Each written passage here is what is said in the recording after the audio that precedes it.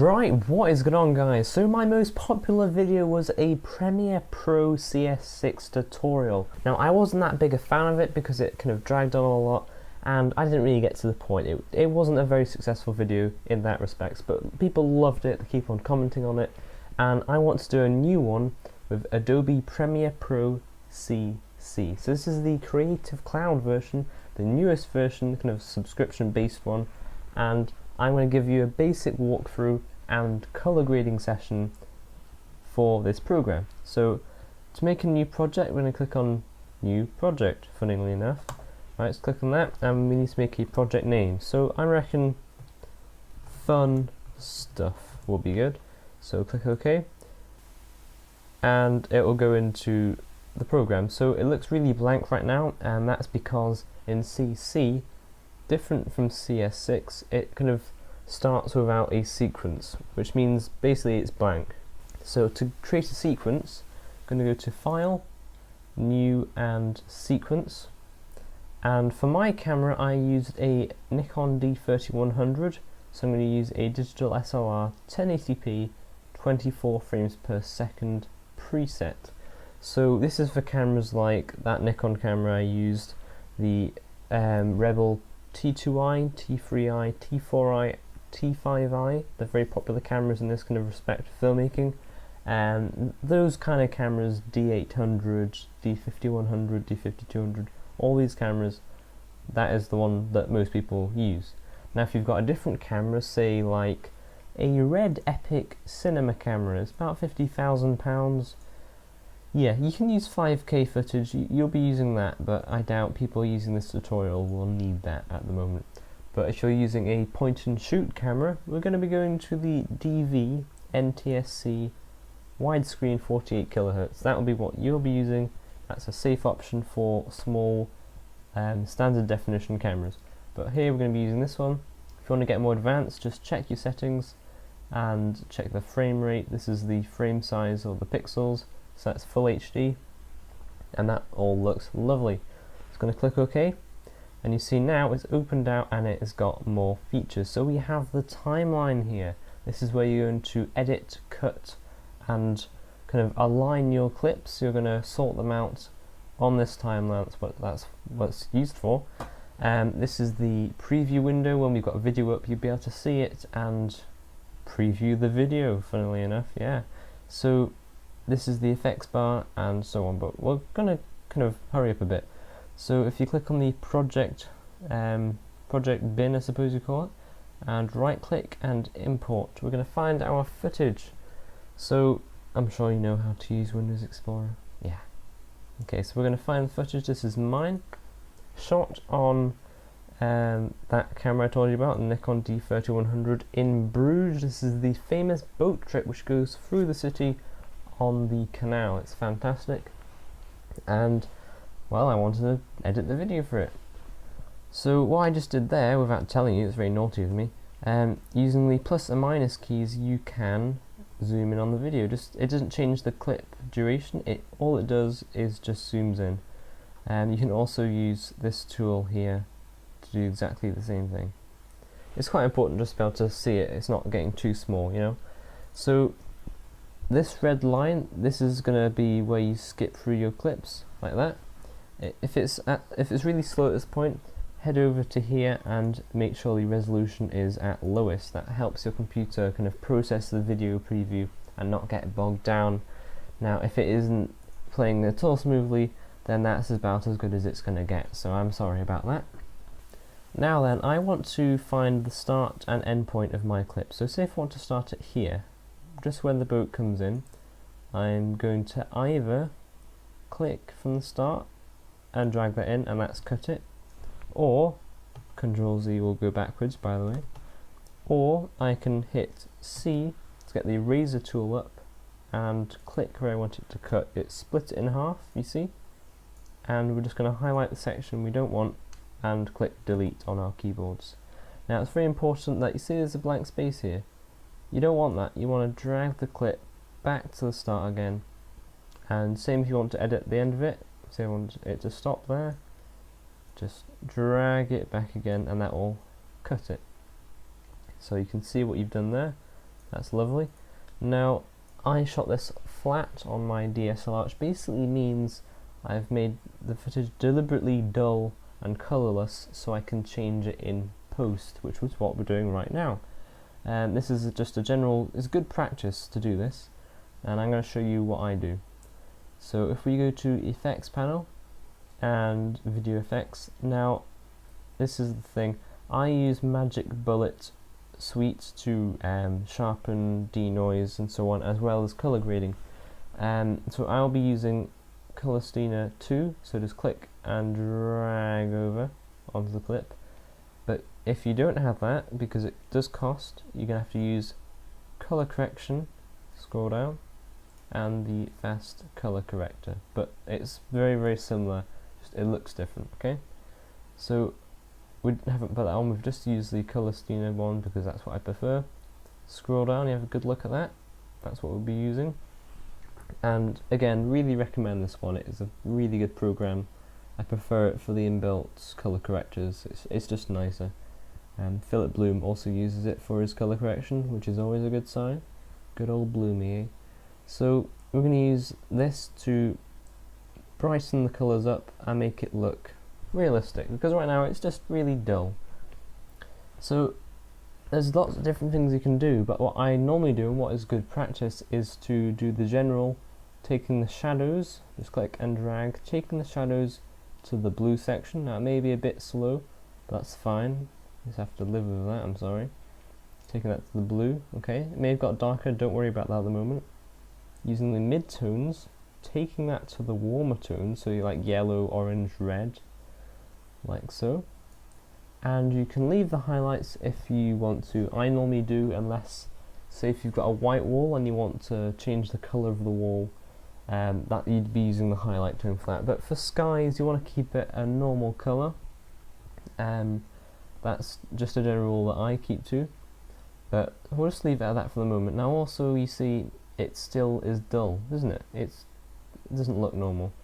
So we're going to take up the saturation just by clicking and dragging. Now I'm going to take all the way up to full, like that. There we go. But also it doesn't look very contrasty, it still looks flat. And most people, to add contrast, will pull down the shadows like so.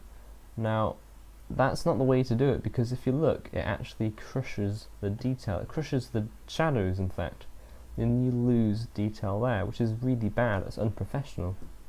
So what I do, and what the professionals do, is you take down the mid-tones, like so, just only a bit, like that. Notice it gets darker, that is fine, because you then correct it using the highlights, like so. So use the highlights, and we're just purely using it to get the right exposure. Now be careful not to clip any of your highlights, which means basically don't have it too bright, because then you'll lose detail in the highlights. Okay, so that's looking a lot better now, and if you want a comparison of how it looked before, just go back up, and this normally shocks people, it shocks me, because you're going to forget about how it used to look. And next to the colour steamer there's an FX button. Click that, and that's what it looked like when we started. Quite amazing, isn't it? Tick it, and that's where we've got to. So it's really quite nice. If you do notice, say if you wanted to zoom in on the picture, just check things, go to fit and choose your zoom percentage. I'm going to choose 150, and click the H on your keyboard to pan around the image. So I just want to check something here. You see that's a shadow there, it's a blue shadow thanks to our colour correction, that's fine. But if we toggle this off, we have actually lost the detail. There used to be bricks there. We don't want to lose the detail, so what you can also do is bump the exposure up in the shadows a bit, and see that's coming back again quite nicely, and we've got the detail back from how it used to be. There we go, toggle, it's back how it used to be now. So if you want to get back to the same zoom, go back to fit, and I'll toggle our settings back on again. But we have lost a bit of contrast. So remember what we did to add contrast? Simply go to the mid-range and take it down again.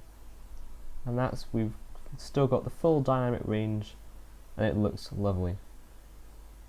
Now another popular thing that people want to do is make it super widescreen, so i.e. black bars across the side, or the top and bottom. Now in my last tutorial I mucked up because I told you to get a printout of black and white bars and simply put it over the top. That was a load of rubbish, I'm sorry for that, and people keep on asking. I'm sorry, leave it, okay? If you want to add black bars, go to File, New, Sequence, so remember we did this before, and go back to your preset again, but then go to Settings, and this is going to depend on the resolution of your camera, but say if it's Full HD like mine, go to Horizontal, no, got that one wrong again, Jason, okay, go to Vertical, and change it to 800, and notice when you click off, it changes it to 12 by 5, that is anamorphic ratio film. So that is basically anamorphic comes from an anamorphic lens which is stretched to the super wide viewing angle, which is 12 by 5. So if you're using 720p, I'd recommend 5 or 600 pixels vertical, and same, I'm sure you can work this one out, just get the right ratio, 12 to 5 is ideal. Then click OK, and you notice it's add a second tab. This is sequence 2, that was what we worked on before, and this is the new one. See, it's a really wide box there compared to the last one. So you think, oh, I don't want to do all that again. That's fine, you don't need to. You just click, copy what you've just done here, go to sequence 2, and use Control V on your keyboard to then add it back in again. And you see it is now made that widescreen, which is lovely. And also, if you go to motion up here, expand that, you've got room to crop it a bit. So there you go, you've got a better view now. One more thing, if you zoom in again, remember how you zoomed in? Go to 150, that's what I normally use. And the detail's actually quite soft. That's because when I shot it, deliberately took the sharpness down to avoid some complicated things which I'll talk about later in another tutorial. But if you want to make the video sharper, simply type in to the effects bar sharp, and it'll come up with sharpen, and click and drag that on, and if you go down to the very bottom of the effects bin, you can see it there, and you can add a number. Now for this DSLR camera I normally use 10 to 30. Now if you add too much it will look quite horrible, but I'm going to try 20, and there you go. And you can see a very small adjustment. Remember, this is a small preview, so it's not going to make much difference, but it has just clarified it, you know, it has just generally crispened it a bit more. So this was a basic tutorial using Adobe Premiere Pro CC. That is all we've done. So if you take them off again, you can see the improvement. We've gone from flat to graded and sharpened. To export this, which basically means to view it back as a video file, where you're going to go to Export, or make sure the clip is selected first. Go to File, Export, Media. Now I'm going to take you through this as well because it is part of the tutorial. This is where we render it out as a viewable video clip. So format, simply go down and choose H.264. It is the standard nowadays and it is such a good system. And for some reason my editor has packed up. Why? There we go. Right, so it's come back now. Yeah, it can pack up sometimes. So use H.264. Like I was saying, it's the standard, and it's used for everything nowadays, and it's a very good encoder. Now you can see it's automatically used match source high bit rate. Just select that, and I'll take you through what it's done. It's basically automatically looked all the settings and matched it. So it's matched the pixels, which is our widescreen. It's matched the frame rate, and it's matched the aspect ratio of the pixels. Everything else as well. Now that's fine, you can leave that because it's done it correctly, but at this point, bitrate. Now this is how much compression is done to the video. So if you want a really high quality look, then you can say you can give it 20 megabits per second, and that will be really high quality compression. But it's a big file size for this clip, 15 megabyte for a 6-second clip. If you want to upload to YouTube, have still good quality but a small file size, then 5 megabits per second is my personal limit for full HD video. That is as low as I would go for full HD video, and it still looks good. Like I said, like, please, comment, subscribe, follow me on Facebook. I've got a page for that, I update regularly for that, and Twitter. I also tweet out things for the channel, and I will see you soon.